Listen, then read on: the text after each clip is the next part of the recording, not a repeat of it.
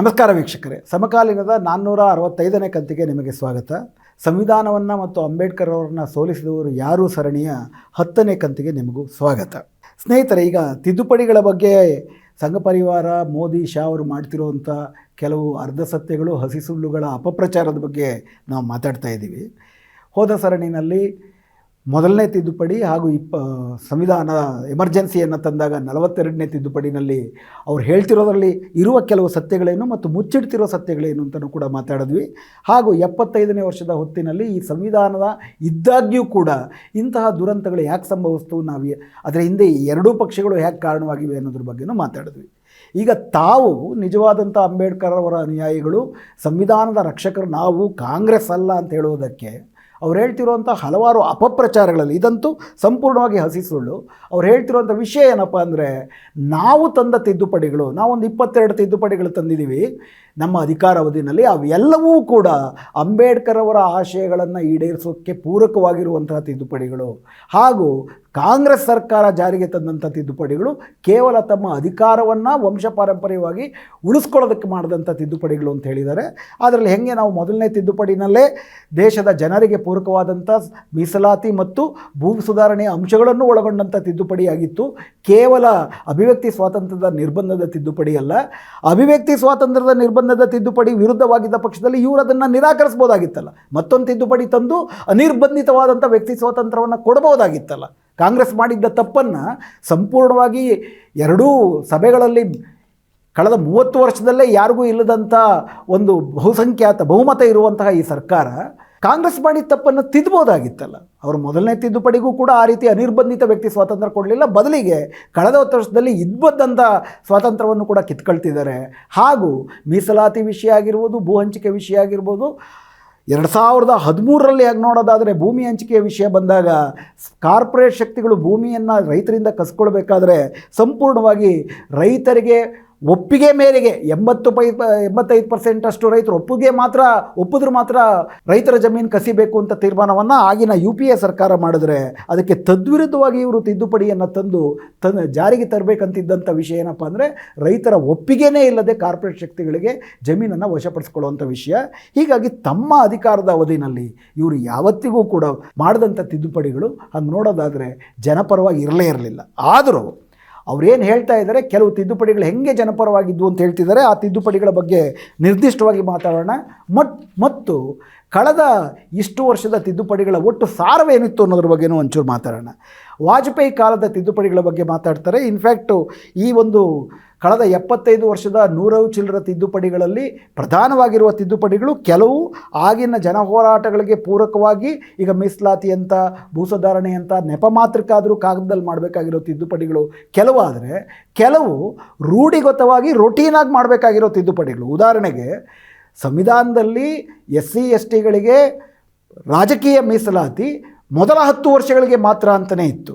ಯಾವುದೇ ಪಕ್ಷ ಅಧಿಕಾರಕ್ಕೆ ಬಂದರೂ ಆ 10 ವರ್ಷ ಮುಗಿತಾ ಬರ್ತಿದ್ದಂಗೆ ಇನ್ನೊಂದು ಸಂವಿಧಾನ ತಿದ್ದುಪಡಿ ಮಾಡಿ ಅದನ್ನು ಮುಂದಿನ 10 ವರ್ಷಗಳಿಗಾಗಿ ಅದನ್ನು ಮುಂದುವರಿಸಬೇಕು. ಅದು ಕಾಂಗ್ರೆಸ್ ಕಾಲದಲ್ಲೂ ಮಾಡಿದ್ದಾರೆ, BJP ಕಾಲದಲ್ಲೂ ಮಾಡಿದ್ದಾರೆ. ಅದನ್ನು ಇವರು ಇವಾಗ ನೋಡಿ ನಾವು ಮಾಡಿರೋದು ಅದನ್ನು.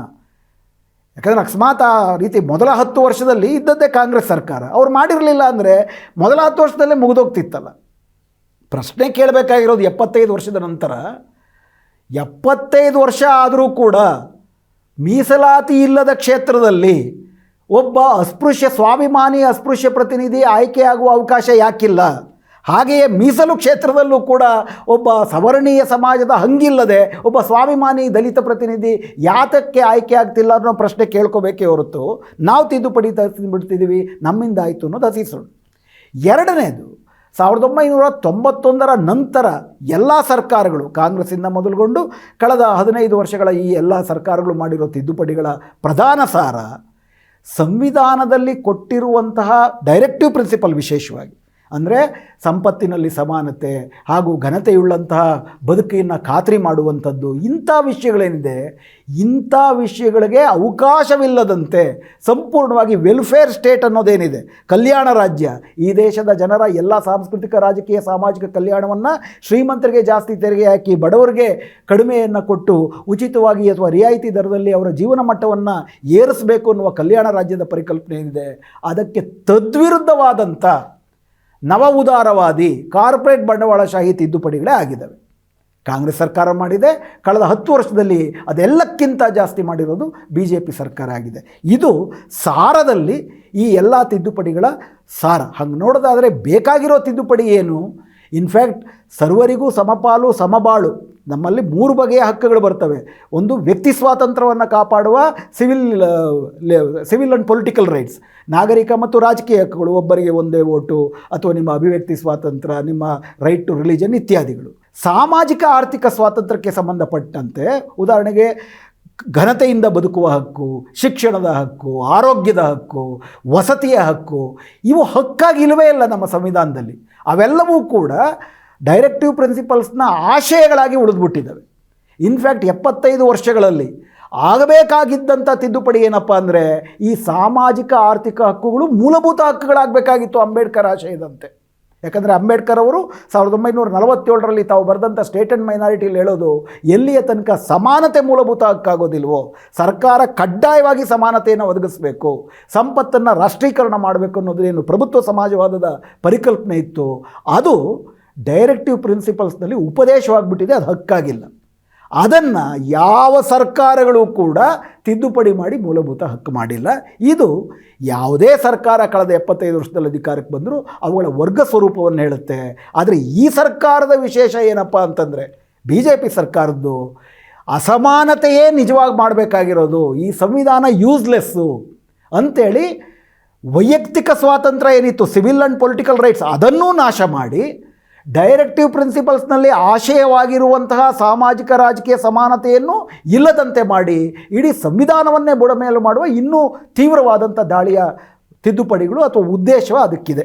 ಇನ್ಫ್ಯಾಕ್ಟ್ ಅದಕ್ಕೋಸ್ಕರನೇ 400 ಸೀಟುಗಳು ಬಂದರೆ ನಾವು ಬುಡಮೇಲು ಮಾಡ್ತೀವಿ ಅಂತಿದ್ರು, ಬರಲಿಲ್ಲ. ಆ ಕಾರಣಕ್ಕಾಗಿ ಸಂವಿಧಾನ ಅಂತ ಮಾತಾಡ್ತಿದ್ದಾರೆ. ಸೊ ಇದು ತಿದ್ದುಪಡಿಗಳ ಸ್ವರೂಪ. ಆದರೆ ವಾಜಪೇಯಿ ಕಾಲದಲ್ಲಿ ಬಂದಂಥ ತಿದ್ದುಪಡಿಗಳು ಒಂದು ರೊಟೀನಾಗಿ ಮಾಡಲೇಬೇಕಾದಂಥ ತಿದ್ದುಪಡಿಗಳು. 10 ವರ್ಷಕ್ಕೆ ಅದನ್ನು ವಿಸ್ತರಣೆ, ಮೀಸಲಾತಿ ವಿಸ್ತರಣೆ ವಿಷಯಗಳು. ಅದಲ್ದಿರ ಇನ್ಫ್ಯಾಕ್ಟ್ ಇವತ್ತು ಏನು ದಕ್ಷಿಣದ ಎಲ್ಲ ರಾಜ್ಯಗಳು, ಮಹಾರಾಷ್ಟ್ರವೂ ಒಳಗೊಂಡಂತೆ ಏನು ಹೇಳ್ತಿದ್ದಾರೆ, ಫೆಡರಲ್ ವ್ಯವಸ್ಥೆ ಏನಿದೆ ನಮ್ಮ ಸಂವಿಧಾನದ ಒಳಗಡೆ ಅಧಿಕಾರದ ವಿಭಜನೆ ಇದೆ ಮತ್ತು ರಾಜ್ಯಗಳಿಗೆ ವಿಶೇಷವಾದ ಕರ್ತವ್ಯಗಳಿದ್ದಾವೆ. ಶಿಕ್ಷಣ ಇರ್ಬೋದು, ಆರೋಗ್ಯ ಇರ್ಬೋದು, ಕಾರ್ಮಿಕ ಕಾನೂನು ಇರ್ಬೋದು, ಕಾನೂನು ಭದ್ರತೆ ಇರ್ಬೋದು. ಸುಮಾರು ಜನರ ಬದುಕಿಗೆ ಸಂಬಂಧಪಟ್ಟಂಥ 80% ಅಗತ್ಯಗಳನ್ನು ಪೂರೈಸುವುದು ರಾಜ್ಯ ಸರ್ಕಾರದ ಕರ್ತವ್ಯ. ಆದರೆ ರಾಜ್ಯ ಸರ್ಕಾರದ ಆದಾಯಗಳು ಸೀಮಿತವಾಗಿದ್ದಾವೆ. ಯಾಕಂತಂದರೆ ಈ ದೇಶದಲ್ಲಿ ಅಮೇರಿಕಾದಂತೆ ಇನ್ಕಮ್ ಟ್ಯಾಕ್ಸ್ ಹಾಕುವ ಹಕ್ಕು ರಾಜ್ಯ ಸರ್ಕಾರಗಳಿಗಿಲ್ಲ. ಕೇಂದ್ರದ ತೆರಿಗೆಯಲ್ಲಿ ನಾವು ಪಾಲಿಗೆ ಭಿಕ್ಷೆ ಬೇಡಬೇಕೇ ಹೊರತು ನಮ್ಮ ಪಾಲು ಕೇಂದ್ರದಲ್ಲಿ ನಾವೇ ಇನ್ಕಮ್ ಟ್ಯಾಕ್ಸ್ ಹಾಕುವಂಥದ್ದು ಅಧಿಕಾರ ನಮಗಿಲ್ಲ.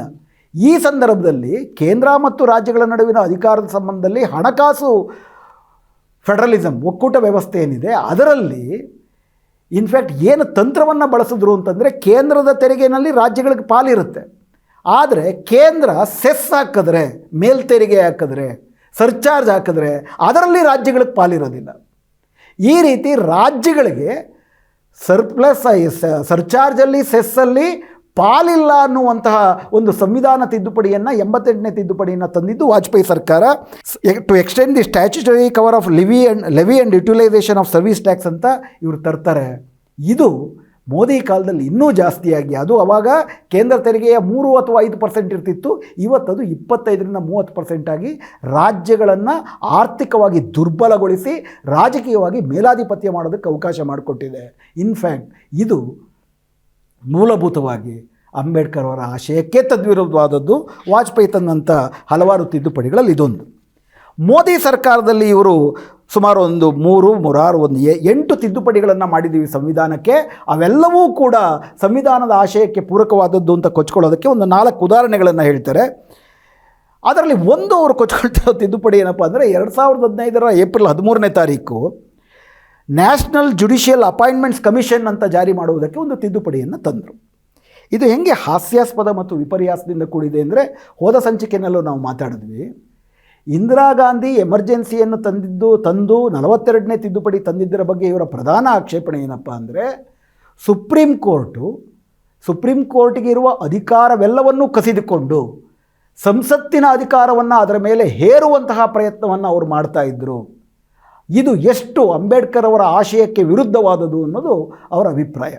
ವಿಷಯ ಏನಪ್ಪ ಅಂದರೆ, ಈ ನ್ಯಾಷನಲ್ ಜುಡಿಷಿಯಲ್ ಕಮಿಷನ್ ಏನು ಹೇಳುತ್ತೆ, ಉದಾಹರಣೆಗೆ ನಾವು ಕಳೆದ ಸಂಚಿಕೆಯಲ್ಲೂ ಮಾತಾಡ್ದಂಗೆ ಹೈಕೋರ್ಟು ಮತ್ತು ಸುಪ್ರೀಂ ಕೋರ್ಟ್ಗಳಿಗೆ ನ್ಯಾಯಾಧೀಶರನ್ನು ನೇಮಕ ಮಾಡುವುದಕ್ಕೆ ಸುಪ್ರೀಂ ಕೋರ್ಟ್ನ 5 ಹಿರಿಯ ನ್ಯಾಯಾಧೀಶರು, ಸುಪ್ರೀಂ ಕೋರ್ಟ್ನ ಚೀಫ್ ಜಸ್ಟಿಸ್ ಒಳಗೊಂಡಂತೆ ಆ ಹಿರಿಯ ನ್ಯಾಯಾಧೀಶರು ಸರ್ಕಾರದ ಸಮಾಲೋಚನೆಯೊಂದಿಗೆ ಅದರ ಅಂತಿಮ ಅಧಿಕಾರ ತಮ್ಮ ಹತ್ರನೇ ಇಟ್ಕೊಂಡು ಅವರು ಸುಪ್ರೀಂ ಕೋರ್ಟ್ಗೆ ಹೈಕೋರ್ಟ್ಗೆ ನೇಮಕ ಮಾಡ್ತಾಯಿದ್ರು. ಅದಕ್ಕೆ ಕೇಂದ್ರ ಸರ್ಕಾರದ IBಯಿಂದ ವರದಿಗಳನ್ನ ತಗೊಳ್ತಾ ಇದ್ದರು, ಕಾನೂನು ಮಂತ್ರಿ ಮಂಡಲದ ಅಭಿಪ್ರಾಯ ತಗೊಳ್ತಾ ಇದ್ದರು. ಇವೆಲ್ಲವೂ ನಡೀತಾ ಇತ್ತು. ಅಂದರೆ ಪರಮಾಧಿಕಾರ ಸುಪ್ರೀಂ ಕೋರ್ಟ್ನ ಜಡ್ಜಿಗಳ ನೇಮಕಾತಿ ಮಾಡುವುದರಲ್ಲಿ ಸುಪ್ರೀಂ ಕೋರ್ಟ್ನ ಜಡ್ಜಿಗಳಿಗೆ ಇರ್ತಿತ್ತು. ಆದರೆ ಈ ನ್ಯಾಷನಲ್ ಜುಡಿಷಿಯಲ್ ಅಪಾಯಿಂಟ್ಮೆಂಟ್ಸ್ ಕಮಿಷನಲ್ಲಿ ಯಾವ ತಿದ್ದುಪಡಿಯನ್ನು ತರುವುದಕ್ಕೆ ಪ್ರಯತ್ನ ಪಟ್ಟಿದ್ದು ಮೋದಿ ಸರ್ಕಾರ? ಯಾವ ತಿದ್ದುಪಡಿ ಅಂತಂದರೆ, ಸುಪ್ರೀಂ ಕೋರ್ಟ್ನ ನ್ಯಾಯಾಧೀಶರುಗಳನ್ನು ನೇಮಕ ಮಾಡಬೇಕಾದ್ರೆ, ಹೈಕೋರ್ಟ್ ನ್ಯಾಯಾಧೀಶರನ್ನು ನೇಮಕ ಮಾಡಬೇಕಾದ್ರೆ ಸುಪ್ರೀಂ ಕೋರ್ಟಿಂದ 2, ಸರ್ಕಾರದ ಕಡೆಯಿಂದ 3 ಹೆಚ್ಚು ಕಡಿಮೆ. ಅಂದರೆ ಶಾಸಕಾಂಗದ ಪ್ರಾತಿನಿಧ್ಯ ಅಲ್ಲ, ಸರ್ಕಾರದ ಪ್ರಾತಿನಿಧ್ಯ. ಶಾಸಕಾಂಗ ಅಂದರೆ ವಿರೋಧ ಪಕ್ಷದವರು ಬರಬೇಕಾಗುತ್ತೆ. ಅವ್ರು ಯಾರೂ ಇಲ್ಲದಂತೆ ಅವ್ರಿಗಿಂತ ಜಾಸ್ತಿ ಸರ್ಕಾರ ಹೇಳಿದಂತೆ ಕೇಳುವ ನ್ಯಾಯಾಧೀಶರನ್ನು ನೇಮಕ ಮಾಡುವಂತಹ ಅವಕಾಶಗಳುಳ್ಳಂಥ ತಿದ್ದುಪಡಿಯನ್ನು ಪ್ರಸ್ತಾಪ ಮಾಡಿದ್ರು. ಇಂದಿರಾ ಗಾಂಧಿ ಸರ್ಕಾರ ಮಾಡಿದ್ದನ್ನು ತಪ್ಪು ಅನ್ನೋರು ತಾವು ಮಾಡಿದ್ರೆ ಅಂಬೇಡ್ಕರ್ ಅನುಯಾಯಿಗಳಾಗಿ ಮಾಡ್ತೀವಿ ಅಂತ ಹೇಳ್ತಾರೆ. ಇದು ಅಂಬೇಡ್ಕರ್ ಅವರ ಆಶಯಗಳಿಗೆ ತದ್ವಿರುದ್ಧವಾದದ್ದು. ಎರಡನೇದು, ತೆರಿಗೆ ವಿಷಯದ ಬಗ್ಗೆ. ಇನ್ಫ್ಯಾಕ್ಟ್ ತೆರಿಗೆಯ ಬಗ್ಗೆ ಅಂಬೇಡ್ಕರ್ ಅವರ ಆಶಯ ಏನಿತ್ತು, ಅಥವಾ ನಮ್ಮ ಸಂವಿಧಾನದ ಕಲ್ಯಾಣ ರಾಜ್ಯದ ಆಶಯ ಏನಿದೆ, ಶ್ರೀಮಂತರಿಗೆ ಜಾಸ್ತಿ ತೆರಿಗೆ ಹಾಕಬೇಕು, ಬಡವರಿಗೆ ಕಡಿಮೆ ತೆರಿಗೆ ಹಾಕಬೇಕು. ಆದಾಯ ಕಡಿಮೆ ಇದ್ದಷ್ಟು ಕಡಿಮೆ ತೆರಿಗೆ, ಆದಾಯ ಜಾಸ್ತಿ ಇದ್ದಷ್ಟು ಹೆಚ್ಚಿನ ತೆರಿಗೆ. ಅಂದರೆ ವೆಚ್ಚದ ಮೇಲೆ ತೆರಿಗೆ ಅಲ್ಲ. ಯಾಕಂದರೆ ಬಡವರು ಬಂದ ಆದಾಯವನ್ನೆಲ್ಲ ಬಡವರು ವೆಚ್ಚ ಮಾಡಬೇಕಾಗುತ್ತೆ. 200 ರೂಪಾಯಿ ಕೂಲಿ ಬಂದರೆ ಆ 200 ರೂಪಾಯಿನಲ್ಲೂ ಅಕ್ಕಿ ಬೇಳೆ ಎಲ್ಲವನ್ನು ಖರೀದಿ ಮಾಡಬೇಕಾಗುತ್ತೆ. ನೀವು ಖರೀದಿ ಮೇಲೆ ತೆರಿಗೆ ಹಾಕಿದ್ರೆ ಹೆಚ್ಚು ತೆರಿಗೆ ಪಾವತಿ ಮಾಡುವಂಥವರು ಬಡವರಾಗ್ತಾರೆ. ಇದನ್ನು ಪರೋಕ್ಷ ತೆರಿಗೆ ಅಂತಾರೆ. ಆದ್ದರಿಂದ ಡೈರೆಕ್ಟ್ ಟ್ಯಾಕ್ಸ್ ಜಾಸ್ತಿ ಇರಬೇಕು. ಆದಾಯದ ಮೇಲೆ ತೆರಿಗೆ ಹಾಕೋದು ಡೈರೆಕ್ಟ್ ಟ್ಯಾಕ್ಸ್, ನಿಮ್ಮ ವೆಚ್ಚದ ಮೇಲೆ ತೆರಿಗೆ ಹಾಕೋದು ಪರೋಕ್ಷ ತೆರಿಗೆ. ಪರೋಕ್ಷ ತೆರಿಗೆಯ ಪಾಲು ಜಾಸ್ತಿ ಅಂತಂದರೆ ಬಡವರೇ ಜಾಸ್ತಿ ಕಟ್ತಿದ್ದಾರೆ ಅಂತ. ಇನ್ಫ್ಯಾಕ್ಟ್ ನಮ್ಮಲ್ಲಿ ಇದ್ದಂಥ ಈ ತೆರಿಗೆ ವ್ಯವಸ್ಥೆಯಲ್ಲಿ ಮೊದಲಿಂದಲೂ ಕೂಡ ನೇರ ತೆರಿಗೆಯ ಪಾಲು ಕಡಿಮೆ, ಪರೋಕ್ಷ ತೆರಿಗೆಯ ಪಾಲೇ ಜಾಸ್ತಿ. ಅಂದರೆ ಬಡ ಮಧ್ಯಮ ವರ್ಗದವ್ರು ಕೊಡ್ತಿರೋ ಪಾಲೇ ಜಾಸ್ತಿ. ಇದನ್ನು ಗೂಡ್ಸ್ ಆ್ಯಂಡ್ ಸರ್ವಿಸ್ ಟ್ಯಾಕ್ಸ್ ಅನ್ನೋದನ್ನು 2017 ಇವ್ರು ಬರ್ಕೊಳ್ತಾರೆ. Goods and service tax 2017 July 1ರಿಂದ ಏನು ಜಾರಿಗೆ ಬಂತು, ಅದು ಅಂಬೇಡ್ಕರ್ ಆಶಯಕ್ಕೆ ಪೂರಕವಾದದ್ದು ಅಂತ ಹೇಳ್ತಾರೆ. ಗೂಡ್ಸ್ ಆ್ಯಂಡ್ ಸರ್ವಿಸ್ ಟ್ಯಾಕ್ಸ್ ಬಂದಾದ ಮೇಲೆ ಇದೇನು ಯಾವ ಥರ ತೆರಿಗೆ, ಪರೋಕ್ಷ ತೆರಿಗೆಯೋ ನೇರ ತೆರಿಗೆಯೋ, ಇದು ಆದಾಯದ ಮೇಲಿನ ತೆರಿಗೆಯಲ್ಲ, ಇದು ವೆಚ್ಚದ ಮೇಲಿನ ತೆರಿಗೆ. ಅಷ್ಟು ಮಾತ್ರ ಅಲ್ಲ, ಯಾವ ರೀತಿ ತೆರಿಗೆ ಇದೆ, ತಿನ್ನೋ ಬಿಸ್ಕತ್ ಮೇಲೆ 18%, ಚಿನ್ನದ ಬಿಸ್ಕತ್ ಮೇಲೆ 3%. ಬರೀ ಆದಾಯ ತೆರಿಗೆಯ ಪ್ರಮಾಣ ಜಾಸ್ತಿ ಕಡಿಮೆ ಇದೆ ಅಂತಲ್ಲ, ವೆಚ್ಚದ ಮೇಲೆ ತೆರಿಗೆ ಹಾಕುವ ಪರೋಕ್ಷ ತೆರಿಗೆಯೇ ಅತ್ಯಂತ ರಿಗ್ರೆಸಿವ್, ಪ್ರತಿಗಾಮಿ ತೆರಿಗೆ ವ್ಯವಸ್ಥೆ ಅಂತ ಅಂಬೇಡ್ಕರ್ ಹೇಳ್ತಾರೆ. ಸರ್ಕಾರದ ಪಬ್ಲಿಕ್ ಫೈನಾನ್ಸಲ್ಲಿ ಸರ್ಕಾರದ ಆದಾಯ ಜಾಸ್ತಿ ಆಗಬೇಕಾಗಿರುವಂಥದ್ದು ಮೂಲಭೂತವಾಗಿ ನೇರ ತೆರಿಗೆಯ ಮೂಲಕ ಅಂತ ಅವರ ಸ್ಟೇಟ್ ಆ್ಯಂಡ್ ಮೈನಾರಿಟೀಸ್ನಲ್ಲೂ ಹೇಳ್ತಾರೆ. ಆದರೆ GST ವ್ಯವಸ್ಥೆಯನ್ನೇ ಜಾರಿಗೆ ಇವರು ತಂದಿದ್ದು ಅದು ಪರೋಕ್ಷ ತೆರಿಗೆಯನ್ನೇ ಜಾಸ್ತಿ ಮಾಡಿ ಜನರ ಸುಲಿಗೆಯನ್ನು ಜಾಸ್ತಿ ಮಾಡೋದಾಗಿದೆ. ನೇರ ತೆರಿಗೆಯ ಪಾಲು ಇನ್ನೂ ಕಡಿಮೆ ಆಗ್ತಿದೆ. ಆ ನೇರ ತೆರಿಗೆಯಲ್ಲಿ ಕಾರ್ಪೊರೇಟ್ ತೆರಿಗೆ ಪಾಲು ಕಡಿಮೆ ಆಗಿ ಮಧ್ಯಮ ವರ್ಗದ ತೆರಿಗೆ ಆದಾಯ ತೆರಿಗೆ ಪಾಲು ಜಾಸ್ತಿ ಆಗಿದೆ. ಒಟ್ಟಾರೆ ನೋಡಿದ್ರೆ ಪರೋಕ್ಷ ತೆರಿಗೆ GST ಪಾಲು ನೇರ ತೆರಿಗೆಗಿಂತ ಎಷ್ಟೋ ಪಟ್ಟು ಜಾಸ್ತಿ ಆಗ್ತಿದೆ. ಅಂದರೆ ಈ ದೇಶದಲ್ಲಿ ಅಸಮಾನತೆಯನ್ನು ಹೆಚ್ಚಿಸುವಂತಹ ತೆರಿಗೆ ವ್ಯವಸ್ಥೆಯನ್ನು ಜಾರಿಗೆ ತಂದು ಅಂಬೇಡ್ಕರ್ ಆಶಯದ ಕಲ್ಯಾಣ ರಾಜ್ಯಕ್ಕೆ ತದ್ವಿರುದ್ಧವಾದಂಥ ತೆರಿಗೆ ವ್ಯವಸ್ಥೆಯನ್ನು ಜಾರಿಗೆ ತಂದು ನಾವೇ ಅಂಬೇಡ್ಕರ್ ಆಶಯವನ್ನು ಜಾರಿಗೆ ಮಾಡ್ತೀವಿ ಅಂತ ಹೇಳ್ತಾರೆ. ಇನ್ನೊಂದು ಇವರು ಹೇಳ್ತಿರೋದೇನು, 2019 ಇವರು ಜಾರಿಗೆ ತಂದಂಥ EWS ಎಕನಾಮಿಕಲಿ ವೀಕರ್ ಸೆಕ್ಷನ್ ಮೀಸಲಾತಿಯ ವಿಷಯ. ಇದು ನೇರ ಅಂಬೇಡ್ಕರ್ ಅವರ ಸಾಮಾಜಿಕ ಸಮಾನತೆಯ ಆಶಯಕ್ಕೆ ವಿರುದ್ಧವಾದದ್ದು. ಅಂಬೇಡ್ಕರ್ ಅವರು ಮೀಸಲಾತಿಯನ್ನು ಅಸ್ಪೃಶ್ಯತೆಯ ಹಿನ್ನೆಲೆಯಲ್ಲಿ, ಅಂದರೆ ಈ ದೇಶದ ಈ ಸಮಾಜದ ಒಂದು ಅನಾಗರಿಕ ಅಮಾನುಷ ಜಾತಿ ವ್ಯವಸ್ಥೆಗೆ ಬಲಿಯಾಗಿ ಜ್ಞಾನ, ಅಧಿಕಾರ ಮತ್ತು ಸಂಪತ್ತಿನಿಂದ ವಂಚಿತರಾಗಿ ಬಲವಂತವಾಗಿ ಹಿಂದುಳಿಸಲ್ಪಟ್ಟವರಿಗಾಗಿ ಆದ್ಯತೆಯ ಮೇಲೆ ಅವಕಾಶಗಳನ್ನು ಕೊಡುವುದಕ್ಕೆ ಮೀಸಲಾತಿಯ ಅವಕಾಶವನ್ನು ಕೊಡಲಾಯಿತು. ಬಡತನದ ನಿರ್ಮೂಲನೆ ಅಲ್ಲ, ಬಡತನದ ನಿರ್ಮೂಲನೆಗೆ ಆರ್ಟಿಕಲ್ 15, 14 ಅಥವಾ ಡೈರೆಕ್ಟಿವ್ ಪ್ರಿನ್ಸಿಪಲ್ಸು ಅಥವಾ ಸರ್ಕಾರ ಏನು ಮಾಡಬೇಕು ಅದರಲ್ಲಿದೆ. ಬಡವರಲ್ಲಿ ಹೆಂಗೆ ನೋಡೋದಾದರೆ ಬಡವರಲ್ಲಿ ಬರೀ ಮೇಲ್ಜಾತಿಗಳಲ್ಲವಲ್ಲ ಬಡವರಿರೋದು, ಬಡವರು ಜಾಸ್ತಿ ಇರುವಂಥದ್ದು ತಳ ಸಮುದಾಯಗಳಲ್ಲೇ. ಆದರೆ ಬಡತನವೇ ಏಕೈಕ ಕಾರ್ಯಸೂಚಿಯಾಗಿ, ಬಡತನವೇ ಏಕೈಕ ಮಾನದಂಡವಾಗಿ ಮೀಸಲಾತಿಯನ್ನು ಕೊಡೋದಕ್ಕೆ ಬಾರದು. ಸಾರ್ವಜನಿಕ ಸೇವೆಗಳಲ್ಲಿ ಸೂಕ್ತ ಪ್ರಾತಿನಿಧ್ಯ ಇರಬೇಕಾಗಿದ್ದು ಎಲ್ಲ ಸಮುದಾಯಗಳಿಗೆ. ಹೀಗಾಗಿ ಸಾಮಾಜಿಕ ಮತ್ತು ಶೈಕ್ಷಣಿಕ ಹಿಂದುಳಿದ ವರ್ಗಗಳಿಗೆ ಮೀಸಲಾತಿಯನ್ನು ಕೊಡಬೇಕೇ ಹೊರತು ಬಡತನದ ಮಾನದಂಡದಲ್ಲಿ ಅಲ್ಲ, ಅಥವಾ ಬಡತನದ ಏಕೈಕ ಮಾನದಂಡದಲ್ಲಿ ಅಲ್ಲ ಅನ್ನುವಂಥದ್ದು ನಮ್ಮ ಸಂವಿಧಾನದ ಆಶಯ. ಆದರೆ ಇವ್ರು ತಂದಂಥ, ಮೋದಿ ಸರ್ಕಾರ ತಂದಂಥ, ಇದು ಅಂಬೇಡ್ಕರ್ ಆಶಯವೂ ಕೂಡ, ಮೋದಿ ಸರ್ಕಾರ ತಂದದ್ದೇನು, ಮೇಲ್ಜಾತಿ ಬಡವರಿಗೆ ಮೀಸಲಾತಿ. ಇದು ಇನ್ಫ್ಯಾಕ್ಟ್ ಅವ್ರು ಹೇಳೋದೇನು, ಡೈರೆಕ್ಟಿವ್ ಪ್ರಿನ್ಸಿಪಲ್ಸ್ನ ಆರ್ಟಿಕಲ್ 46ರಿಂದ ಇರುತ್ತೆ. ಆರ್ಟಿಕಲ್ 46 ಏನು ಹೇಳುತ್ತೆ, ಸಮಾಜದ ದುರ್ಬಲ ವರ್ಗಗಳು ಅದರಲ್ಲೂ ಕೂಡ ಸಾಮಾಜಿಕ ಶೈಕ್ಷಣಿಕವಾಗಿ ಹಿಂದುಳಿದವಾದಂಥ ದುರ್ಬಲ ವರ್ಗಗಳಿಗೆ ಅವಕಾಶವನ್ನು ಕೊಡತಕ್ಕದ್ದು ಅಂತ ಅಂದ್ಬಿಟ್ಟು ಹೇಳುತ್ತೆ ಆರ್ಟಿಕಲ್ 46. ಇವ್ರು ಹೇಳಿದ್ದೇನು, ಇನ್ಫ್ಯಾಕ್ಟ್ ಸುಪ್ರೀಂ ಕೋರ್ಟ್ನಲ್ಲಿ ಚರ್ಚೆ ಆದಾಗಲೂ ಕೂಡ ಚರ್ಚೆ ಬಂದಿದ್ದೇನು, ನೀವು ಬಡವರಿಗೆ ಅಂತ ಹೇಳೋದಾದರೆ ಆ ಬಡವರಲ್ಲಿ ಬರೀ ಮೇಲ್ಜಾತಿ ಬಡವರಿಗೆ ಅಂತ ಹೆಂಗೆ ಮಾಡೋಕ್ಕೆ ಸಾಧ್ಯ? ನೀವು ಬಡವರು ಅನ್ನೋದು ಮಾತ್ರ ಒಂದು ಕ್ಯಾಟಗರಿ ಆಗುತ್ತೆ ಅಂತಂದರೆ ದೇಶದ ಎಲ್ಲ ಬಡವರಿಗೂ ಆಗಬೇಕು. ಮೇಲ್ಜಾತಿ ಬಡವರಿಗೆ ಅಂತಂದರೆ ಮತ್ತೆ ನೀವು ಜಾತಿ ಆಧಾರಿತ ಆಯಿತು, ಎಕನಾಮಿಕ್ಕು ಆಗಲಿಲ್ವಲ್ಲ ಅವಾಗ. ಯಾಕಂದರೆ SC ST OBCಗಳಿಗೆ ಮೀಸಲಾತಿ ಇದೆ.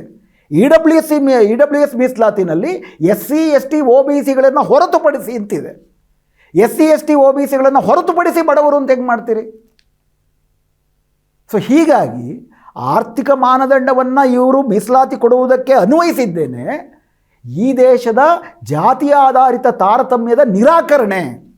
ಆ ಅರ್ಥದಲ್ಲಿ ಅಂಬೇಡ್ಕರ್ ಆಶಯಕ್ಕೆ ತದ್ವಿರುದ್ಧವಾದದ್ದು. ಇವರ ಬ್ರಾಹ್ಮಣೀಯ ಮನಸ್ಥಿತಿಯನ್ನು ತೋರಿಸುತ್ತೆ. ಅದರಲ್ಲೂ ಕೂಡ ಅಪ್ಪರ್ ಲಿಮಿಟ್ ಏನು 8 ಲಕ್ಷ. ಇದು ಮೇಲ್ಜಾತಿ ಬಡವರ್ಗೂ ಅಲ್ಲ, ಮೇಲ್ಜಾತಿ ಮಧ್ಯಮ ವರ್ಗಕ್ಕೆ. EWS ಮೀಸಲಾತಿ ಪ್ರಾಯಶಃ ಈ ಮೋದಿ ಸರ್ಕಾರ ಮಾಡಿರುವ ಅಂಬೇಡ್ಕರ್ ದ್ರೋಹಕ್ಕೆ ಅತ್ಯಂತ ದೊಡ್ಡ ಒಂದು ಸಂಕೇತ. ಆದರೆ ವಿಪರ್ಯಾಸ ಏನಪ್ಪ ಅಂದರೆ ಇದನ್ನು ಯಾವ ಪಕ್ಷಗಳು ವಿರೋಧಿಸೋದಿಲ್ಲ. ಕಾಂಗ್ರೆಸ್ಸೇ ಇದನ್ನು ಸ್ವಾಗತಿಸುತ್ತೆ. ಎಲ್ಲ ಪಕ್ಷಗಳು BSP ಆದಿಯಾಗಿ ಎಲ್ಲ ಪಕ್ಷಗಳು ಚಪ್ಪಾಳೆ ತಟ್ಟು ಇದನ್ನು ಒಪ್ಕೊಳ್ಳುತ್ತೆ. ಇದು ಕೂಡ 75ನೇ ವರ್ಷದ ಸಂವಿಧಾನ ದಿನದಂದು ನಾವು ಅಂಬೇಡ್ಕರ್ ನೆನೆಸ್ತಾ ಎದುರಿಸಬೇಕಾಗಿರುವಂಥ ಒಂದು ವಿಪರ್ಯಾಸ. 4ನೇದು, ಇನ್ನೊಂದು ಎಂಥ ಕುತಂತ್ರ ಇವರು ಮಾಡ್ತಾರೆ ಅಂಥೇಳಿ. ಮೋದಿಯವರು ಸಾಧನೆ ಮಾಡಿರೋದು ಜನಪರವಾಗಿ ಅಂಬೇಡ್ಕರ್ ಆಶಯಗಳನ್ನ ಎತ್ತಿಡಕ್ಕೆ ತಂದಿರುವಂಥ ತಿದ್ದುಪಡಿಗಳಲ್ಲಿ ಅವರು ಹೇಳೋ ಒಂದು ಪಟ್ಟಿ 2021 ಮೇ 10ನೇ ತಾರೀಕು ತಂದಂಥ to restore the power of state government to identify OBCs. ಅಂದರೆ ತಮ್ಮ ರಾಜ್ಯಗಳಲ್ಲಿ ಹಿಂದುಳಿದ ವರ್ಗಗಳು ಯಾರು ಎಂದು ಗುರುತಿಸುವ ಅಧಿಕಾರವನ್ನು ರಾಜ್ಯ ಸರ್ಕಾರಗಳಿಗೆ ಮರಳಿಸಿದ್ದು ತಮ್ಮ ಸರ್ಕಾರ. ರಾಜ್ಯ ಸರ್ಕಾರಗಳಿಗೆ ಆ ಅಧಿಕಾರವನ್ನು ವಾಪಸ್ ಕೊಟ್ವಿ ಅಂತ. ಕೇಳಬೇಕಾಗಿರೋ ಪ್ರಶ್ನೆ, ಕಿತ್ಕೊಂಡವ್ರು ಯಾರು, ಯಾವಾಗ ಅಂತ. ಇನ್ಫ್ಯಾಕ್ಟ್ 2018ರಲ್ಲಿ ಇವರೇ ತಿದ್ದುಪಡಿಯನ್ನು ತಂದು, ಮರಾಠ ಮೀಸಲಾತಿ ರದ್ದಾದಾಗ ಇವರೇ ಒಂದು ತಿದ್ದುಪಡಿಯನ್ನು ತಂದು ಒಂದು ನ್ಯಾಷನಲ್ ಕಮಿಷನ್ ಫಾರ್ OBC ಮಾಡ್ತೀವಿ ಅನ್ನೋದ್ರ ಜೊತೆಗೆ ಅದು ಆವಾಗಲೇ ಆಗಿತ್ತು ಇಂದಿರಾಸಾಯಿನಿ ಪ್ರಕರಣದಲ್ಲಿ. ಅದಲ್ಲದೀರ ಯಾವ ರಾಜ್ಯದಲ್ಲಿ ಮೀಸಲಾತಿ OBC ಮೀಸಲಾತಿಗೆ ಅರ್ಹರು ಅಂತ ಗುರುತಿಸುವ ಅಧಿಕಾರವನ್ನು ಕೇಂದ್ರ ಸರ್ಕಾರಕ್ಕೆ ವರ್ಗಾಯಿಸಿದ್ದು 2018ರಲ್ಲಿ ಮೋದಿ ಸರ್ಕಾರ ಒಂದು ಸಂವಿಧಾನದ ತಿದ್ದುಪಡಿಯ ಮೂಲಕ. ಯಾವಾಗ ಅದರ ವಿರುದ್ಧ BJPಯ ಸರ್ಕಾರಗಳೇ ತಿರುಗಿಬಿದ್ವು, ತಾವು ಮಾಡಿರೋ ತಪ್ಪು ಅಂತೇಳಿ ತಾವು ಮಾಡಿರೋ ತಪ್ಪನ್ನು ತಿದ್ದುಕೊಳ್ಳೋದಕ್ಕೆ 2021ರಲ್ಲಿ ಮತ್ತೆ ಆ ಅಧಿಕಾರವನ್ನು ರಾಜ್ಯ ಸರ್ಕಾರಕ್ಕೆ ಕೊಟ್ಟಿದ್ದಾರೆ. ಅದನ್ನು ಕೂಡ ಸಾಧನೆಯ ಲೆಕ್ಕಕ್ಕೆ ಹಾಕ್ಕೊಂಡು ನಾವು ಅಂಬೇಡ್ಕರ್ ಅವರ ಆಶಯಗಳನ್ನು ಈಡೇರಿಸೋದು ಅಂತೇಳಿ ಜನರಿಗೆ ಮೋಸ ಮಾಡೋಕ್ಕೆ ಹೊರಟಿದ್ದಾರೆ. BJPಯ ತತ್ವ ಸಿದ್ಧಾಂತವೇ ಅವರು ತರ್ತಿರುವ ಪ್ರತಿಯೊಂದು ರಾಜಕೀಯ, ಸಾಂಸ್ಕೃತಿಕ, ಆರ್ಥಿಕ ನೀತಿಗಳೆಲ್ಲವೂ, ಸಾಮಾಜಿಕ ನೀತಿಗಳೆಲ್ಲವೂ ಕೂಡ ಅಂಬೇಡ್ಕರ್ ಅವರ ಸಮಾನತೆಯ, ಸಮತೆಯ, ಮಮತೆಯ, ಸಮಾನತೆಯ ಆಶಯಕ್ಕೆ ತದ್ವಿರುದ್ಧವಾದದ್ದು. ಕಾಂಗ್ರೆಸ್ಸೂ ಕೂಡ ಈ ಥರ ತದ್ವಿರುದ್ಧವಾದಂಥ ನೀತಿಗಳನ್ನೇ ಮಾಡ್ಕೊಳ್ತಾ ಬಂತು. ಇವತ್ತು BJP ಸರ್ಕಾರ ಅದನ್ನು ಇನ್ನೂ ಉಗ್ರವಾಗಿ ಮಾಡ್ತಾ ಇದೆ. ಕಾಂಗ್ರೆಸ್ ಮಾಡಿದಂಥ ತಪ್ಪು ಜನರಿಗೆ ಕಾಣ್ತಾ ಇದೆ. ಆದರೆ BJP ಮಾಡ್ತಿರೋ ದ್ರೋಹ ಕಣ್ಣಿಗೆ ಕಾಣದಂತೆ ಈ ಸುಳ್ಳು ಮತ್ತು ಅರ್ಧ ಸತ್ಯಗಳಿಂದ ಕಣ್ಣಿಗೆ ಮಣ್ಣೆರಚ್ತಾ ಇದ್ದಾರೆ. ಆದ್ದರಿಂದ ಇದನ್ನು ನಾವು ಕೂಲಂಕುಷವಾಗಿ ಅರ್ಥ ಮಾಡ್ಕೊಳ್ಬೇಕಾಗಿದೆ. ಈ ಸರಣಿಯ ಮುಂದಿನ ಭಾಗದಲ್ಲಿ ಈ ಚರ್ಚೆಯಲ್ಲಿರುವ 2 ಅಂಶಗಳನ್ನು ಮಾತಾಡೋಣ. ಅದರ ಮೂಲಕ ಇವತ್ತಿನ ಈ ಚರ್ಚೆಯನ್ನು ಇಲ್ಲಿಗೆ ನಿಲ್ಲಿಸ್ತಿದ್ದೀನಿ. ನಮಸ್ಕಾರ.